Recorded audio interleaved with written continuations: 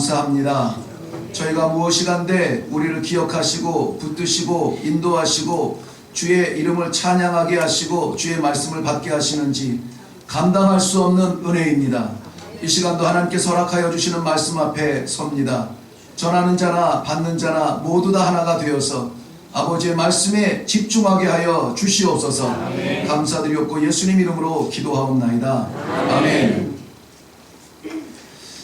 네, 우리 가운데에서는 오늘 교회라는 곳을 처음 오신 분도 있고 찬송이라는 것도 처음 불러본 분도 계시고 10년, 20년, 40년 아니 평생 동안 신앙생활을 해 오신 분들도 있습니다. 우리에게 예수님은 어떤 분입니까? 아니 좀 적극적으로 묻죠. 나에게 예수님은 어떤 분입니까? 사랑하는 분입니까? 매일 그립고 매 순간 보고 싶습니까? 나의 생명이십니까? 내가 호흡하는 순간마다 나와 함께 하시는 나의 생명 그대로 고백하십니까? 나의 전부이십니까? 이도저도 다 필요 없고 주님만 있으면 돼요 라는 그러한 결단과 결정이 어렵지 않게 고백할 수 있습니까? 오늘 우리는 이 자리에 있는 이유는 단 한 가지입니다.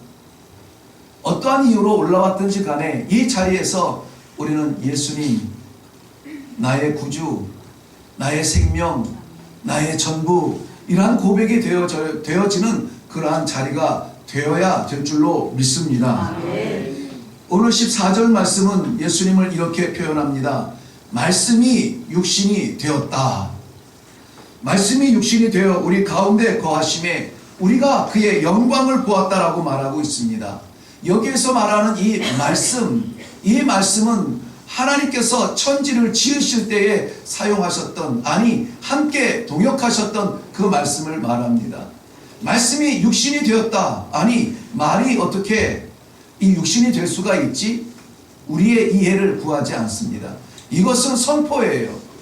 사람의 선언이 아니라 하나님께서 우리에게 주시는 선포의 말씀입니다. 말씀이 육신이 되었어. 너네가 보는 너네가 만나는 예수 그리스도는 그래서 하나님의 영광이 있는 분이야 라고 선포하는 것입니다.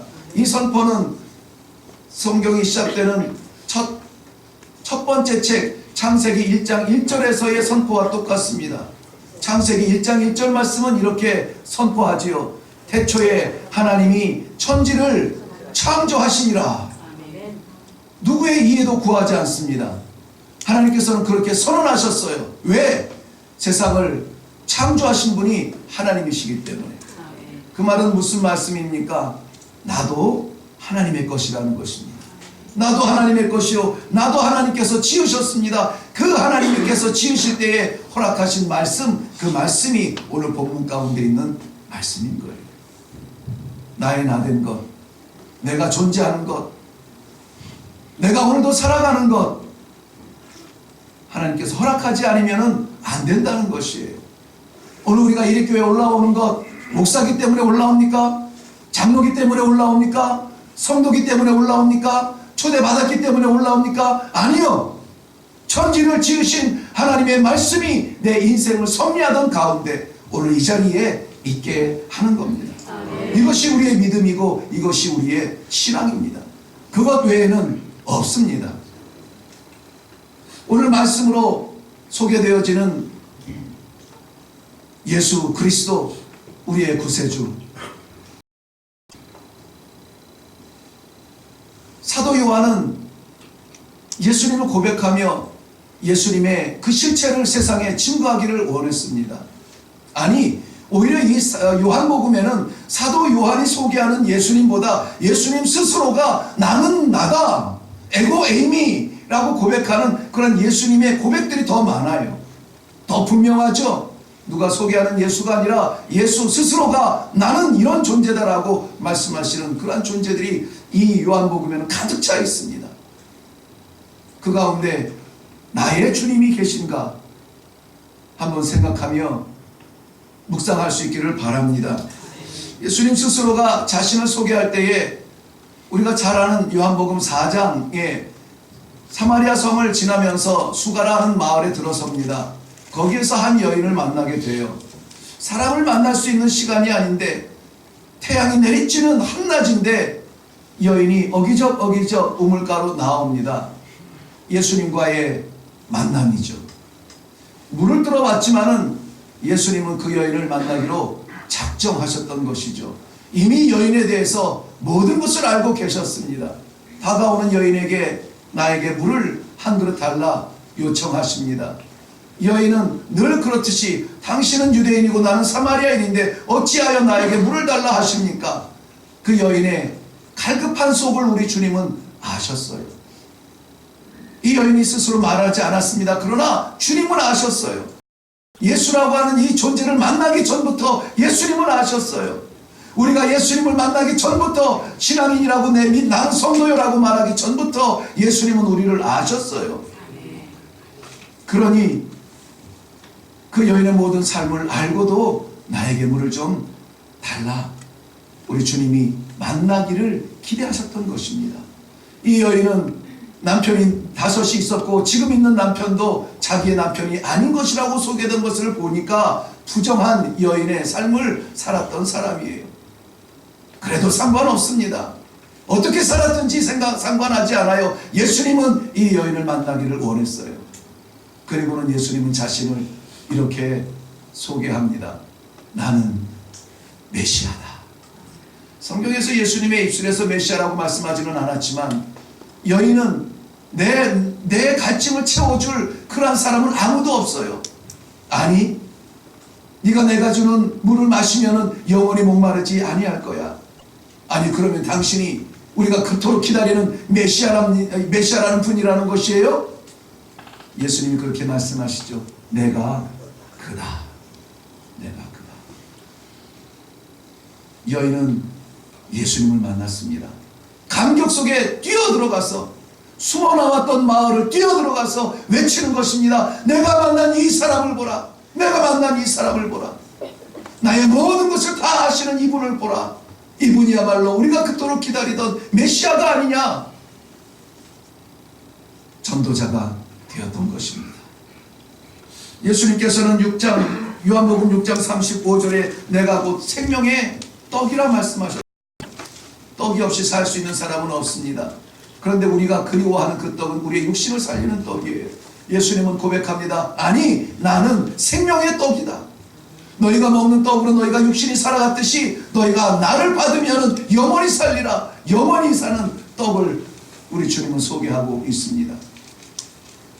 또한 8장 12절 말씀에 나는 세상의 빛이라고 말씀했습니다. 어디로 가야 될지 암담하고 갈 길을 잃어버린 것처럼 헤매이는 이 세상에게 하나님께서는 빛으로 주님을 보내주셨습니다. 그래, 내가 빛이야. 보이지 않느냐? 나를 봐라. 어딘지 모르겠느냐? 나를 봐라. 갈 수 없느냐? 나와 함께 가자. 내가 내 인생에 내 발에 등불이 되고 길이 되어줄게. 우리 주님이 스스로 자신은 우리에게 다가와 말씀해 주시는 것입니다. 요한복음 10장 7절 이후에는 나는 양의 문이라 그렇게 말씀하고 있습니다. 양은 어디에 있어야 합니까? 들에 있어야 되겠죠. 들에 나아가서 푸른 초장에서 마음껏 풀을 뜯어야 되겠죠. 즐겨야 되겠죠. 그런데 중요한 건 뭡니까? 들은 양들의 집이 아니라는 것이죠. 마음껏 나가서 뜯어 먹으며 살다가도 해가 지면은 집에 돌아와야 되는데 그 집의 문이 어디라고요? 예수 그리스도라는 것입니다. 우리를 하나님께서 세상에 파송하여 주시고 누구에게는 학교로 가게 하시고 누구에게는 직장에 가게 하시고 누구에게는 시장에 가게 하시고 마음껏 우리의 삶을 영위하게 하시다가 우리가 집에 들어가야 되는데 그 집을 어디로 들어가야 되느냐? 유일한 그 문이 예수 그리스도라는 거예요. 그 문이 아니면 아무도 그 집에 들어갈 수 없다는 거예요. 그 문으로 들어가야 되는데 그 문이 나는 양의 문이라고 그랬습니다. 왜 우리가 예수님을 양의 문이라고 신뢰할 수 있습니까? 우리 주님께서는 요한복음 10장 11절 이후에는 나는 선한 목자라 그랬습니다. 목자는 목자인데 선한 목자라는 거예요. 선한 목자의 반대는 뭘까요? 악한 목자겠죠. 악한 목자와 선한 목자의 차이는 뭘까요? 악한 목자는 자기를 위하여서 양을 돌봅니다. 자기가 위기에 빠지면 도망갑니다. 그런데 선한 목자는 양을 위해서 존재하는 목자예요. 양을 위해서 짐승이 달려들면 앞장서서 가슴을 펴고 그것을 막는 게 선한 목자예요. 양을 생각하며 나를 내려놓는 것이 선한 목자예요. 예수님께서 그의 양을 살리기 위하여서 십자가 위에 못을 박으시며 물과 피를 쏟으셨던 그 모습이 선한 목자예요. 누가 우리를 위해서 죽습니까? 누가 우리를 위해서 자신을 버립니까? 누가 우리를 위하여서 자신의 편안한 자리를, 그 보좌를 포기합니까? 주님밖에 없습니다. 주님께서는 요한복음 11장 25절 말씀에 나는 부활이요 생명이라고 말씀해 주셨습니다. 모든 성도들의 꿈이죠. 우리들의 꿈이 인생 대박에 있는 것은 아니겠죠. 우리들의 모든 꿈은 이 만날 주님을 사모하며 그날의 주님의 부활 주님을 만나기 위하여서 부활체로 일어나며 주님 올라가셨듯이 우리도 부활체로 하늘나라에 올라가서 영원히 찬송하는 것 우리의 꿈이겠죠. 그런데 주님이 부활이라는 거예요. 다른 데 길이 없대요. 우리의 선함에도 길이 없답니다. 우리의 부유함에도 길이 없답니다. 우리의 지식에도 길이 없답니다. 주님이 부활이시래요. 주님이 생명이시래요. 그러니 오늘 우리가 반드시 만나야 될 분은 주님이시죠. 예수님이시죠. 꼭 만나고 돌아가시기를 바랍니다. 우리가 잘 아는 요한복음 14장 6절 말씀입니다. 예수님은 이렇게 고백합니다. 내가 곧 길이요 진리요 생명이니 나로 말미암지 않고는 아버지께로 올 자가 없느니라 그랬습니다. 다른 길은 없답니다. 열심히 사셨습니다. 애쓰셨어요. 이제까지 인생의 고비마다 힘쓰셨습니다. 그런데 그래서 우리가 이제까지 살아왔다면 영원을 사는 길은 주님밖에 없다. 제가 오늘 이 비밀을 말씀해 주는 것이 얼마나 뿌듯하고 감격스러운지 몰라요. 감히 이 부끄럽고 부족한 놈의 입술을 통해서 하나님이 이 복음을 선포하시다니. 이 복음은 이 목사의 말이 아니라 하나님께서 오늘 말씀 가운데 담아주신 내가 곧 길이라는 것이에요. 그 길 따라서 우리 함께 걸어가요. 그 길 따라서 함께 나아가요. 그래서 그 길 끝나는 그 자리에서 우리 함께 하나님 보좌 앞에 서서 찬송할 수 있는 우리 신앙의 공동체가 되시기를 주님의 이름으로 축원합니다. 이전의 삶은 상관이 없어요. 어떻게 살아도 상관이 없어요. 오늘이 중요해요. 이 자리가 중요해요. 이 자리에서 우리 생명주 예수님 만나시기를 주님의 이름으로 축원합니다. 그 주님이 오늘 우리 가운데 거하셨다. 14절 말씀이 육신이 되어 우리 가운데 뭐 하셨다고요? 거하심에 그랬습니다. 거하심에. 거하신다는 말은 사신다는 말인데 그 단어의 그 원래 의미는 장막을 치셨다는 얘기예요. 지나가는 나그네가 아닙니다. 잠시 우리가 보고 반갑습니다 하고 빠이빠이 할 사람이 아니에요.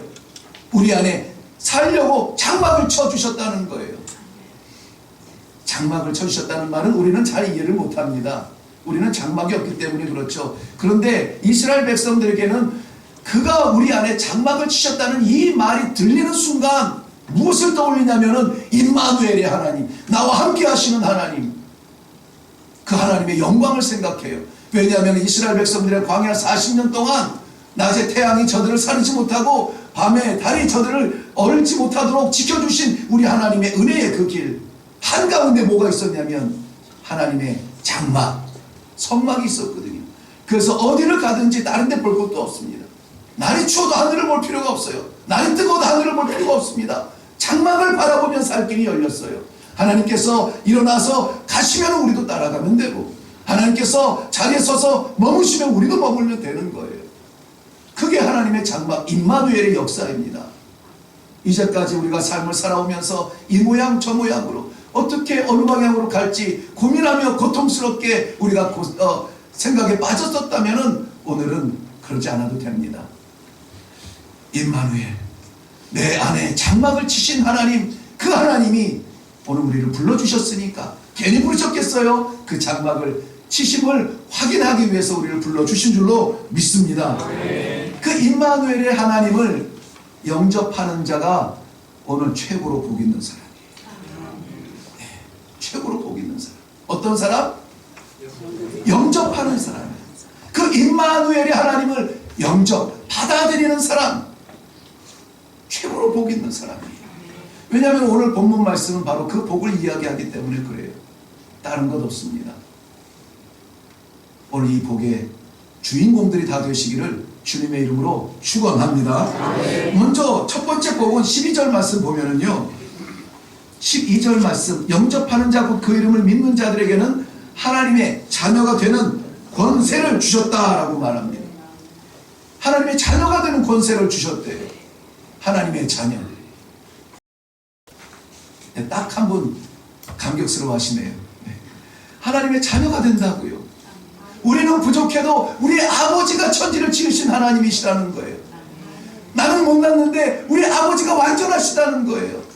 그렇다면 그 말씀은 무엇을 의미합니까? 나의 부족함으로 인하여서 내가 책망받을 것이 아니라 우리 아버지의 완전함으로 나를 덮어서 우리도 그 완전한 자리에, 그 영광의 자리에 설 수 있는 길이 열린다는 것입니다.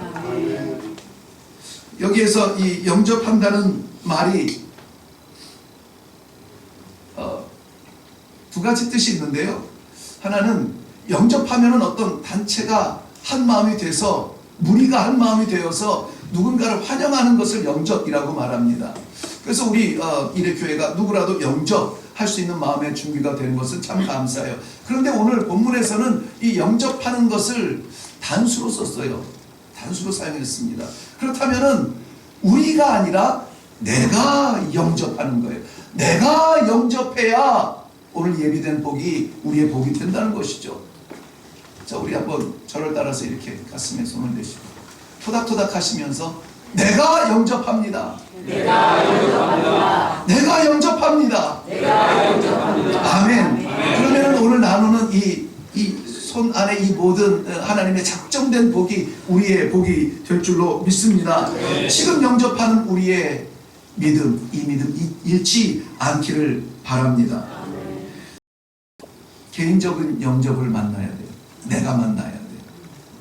이레교회 갔더니 분위기가 이렇더라. 거기 참 따뜻하더라. 거기에 참 이 성도들의 모습들이 밝고 너무 좋더라. 참 친절하더라. 밥이 맛있더라. 이런 모든 긍정적인 생각을 갖고 가시는 것 다 감사해요. 근데 정작 중요한 것은 내가 구경꾼으로 왔다가 구경하다가 갔느냐, 아니면 내가 오늘 선포된 예수님을 만났느냐. 내가 영접합니다. 이것이 우리의 고백이 되기를 바랍니다. 로마서 8장 15절 말씀에는 너희가 다시 무수하는 종의 영을 받지 아니하고 양자의 영을 받았으므로 우리가 아빠, 아버지라고 부르짖느니라. 중요한 말이 뭐죠?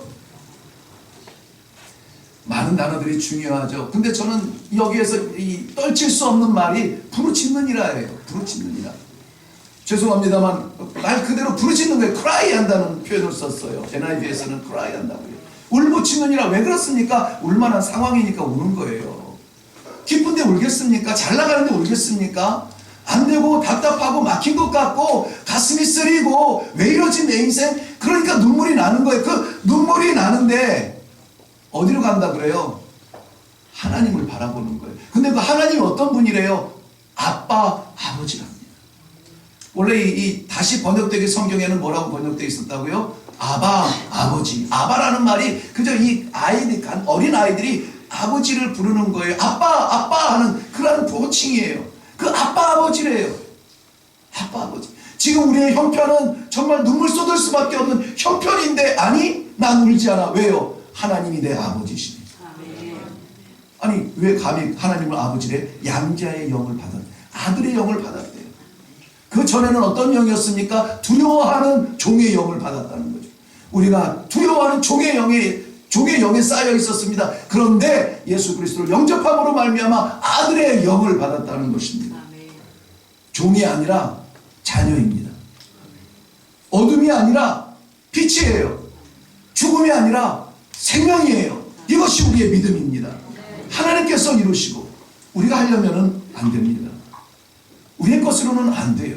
그런데 하나님이 이루시고 그리스도께서 십자가에서 완성하시고 성령께서 오늘도 우리에게 맞아 너는 그의 아들이야, 그의 딸이야, 하나님은 너의 아버지야, 우리 속에서 계속 감동을 주시는 거예요. 계속 감동을 주세요. 하나님의 역사하심이 오늘 우리가 아들됨을 확인시켜주는 이 자리가 되는 것입니다. 예수 그리스도를 영접하시기를 바랍니다. 우리가 전에는 약했어요. 전에는 쉽게 깨졌습니다. 전에는 부족했습니다. 변하기도 쉬웠고요. 전에는 지키지도 못했습니다. 그런데 이제는 우리가 아니라 하나님께서 지켜주신다는 거죠.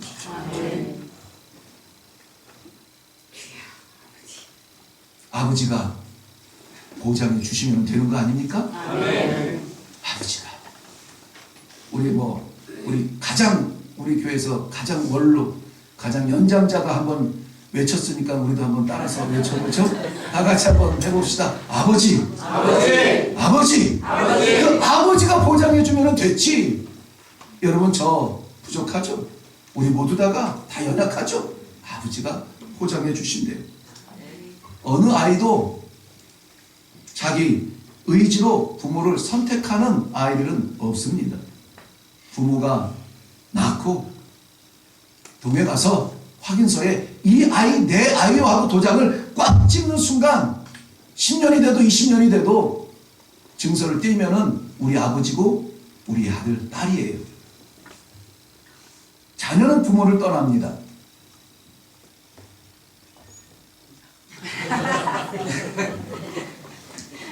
부모는 평생 자녀를 떠나지 않아요. 옛날 어른들이 이런 말을 합니다. 자녀는 부모를 땅에 묻지만 부모는 자녀를 가슴에 묻는다는 이야기를 하세요. 무슨 말인가? 부모님은 자녀를 영원히 떠나지 않는다는 거예요. 숨 쉬는 동안에는 잊지 못한다는 거예요. 잊지 못한다는 거예요. 그러니 영원한 하나님은 영원히 우리를 뭐 하신다고요? 잊지 않으신다고요. 우리를 자녀라고 꽉 붙잡아 주신다는 거예요. 너 어디 가냐? 너 내 새끼인데. 너 어디 있냐? 내 새끼인데. 우리 아버지의 보장이 오늘 도장 찍히는 날이 되는 줄로 믿으시기 바랍니다. 자녀들은 자기의 사랑을 찾으면 떠나죠. 부모님의 사랑은 변하지 않습니다. 요한복음 13장 1절 말씀에 보면은 예수께서 자기 사람들을 사랑하시되 끝까지 사랑하시느니라. 끝까지 사랑하시느니라. 우리가 말하는 끝까지는 한계예요. 한계. 하나님이 말씀하시는 끝까지는 영원이에요. 영원히 사랑하시느니라. 아버지의 사랑을 받아 누리시는 하나님의 자녀들 되시기를 바랍니다. 하나님께서는 우리를 사랑하실 뿐만이 아니라 지켜주시고 막아주시고 에베소서 3장 2절 말씀 20절 말씀에 보면은 우리가 구하거나 생각하는 것까지 그 모든 것을 넘치도록 채워주시겠다 약속해 주십니다. 하나님은 우리의 부족함이 뭔지 아세요. 말하지 않아도 아세요. 우리가 불필요한 게 뭔지 아세요. 불필요한데 꾸역꾸역 붙잡고 있는 게 뭔지 아세요. 그래서 때로는 하나님께서 우리에게 비우게 하세요. 떼어놓게 하시고 잃어버리게 하시고. 하나님이 비우시면 비워지면 됩니다. 그러면 하나님 걸 채워주세요. 내가 붙들고 싶어하는 것이 아니라 하나님이 채워주시고 싶은 것이 무엇인지를 깨닫는 지혜가 있어야 될 줄로 믿습니다. 하나님은 뭘 그렇게 채워주고 싶을까요? 그의 영광이에요. 영광. 왜? 자녀면은 상속자 아닙니까? 자녀면은 아버지 가지고 계신 것 우리가 물려받아야죠. 성경에서도 우리가 자녀면 곧 하늘의 상속자라고 말씀해 주셨습니다. 아버지에게 있는 것은 뭡니까? 고통입니까? 아니에요. 눈물입니까? 아니에요. 우리 아버지가 있는 것은 영광이에요. 그것도 영원한 영광, 그 영광을 우리에게 주시고 싶은데 우리가 잠깐 우리 손에 있다가 없어질 것, 세상 것, 하나님을 잊어버리게 만들 것, 그거 붙드느라고 하나님 앞에 나아가지 못할 때에 그거 아니야 얘야. 그거 먹으면 안 돼. 그거 마시지 마. 그거 잡지 마. 못 노니까, 안 노니까, 끈질기게 붙들고 있으니까 하나님이 슬쩍 내려놓게 하시는 거예요.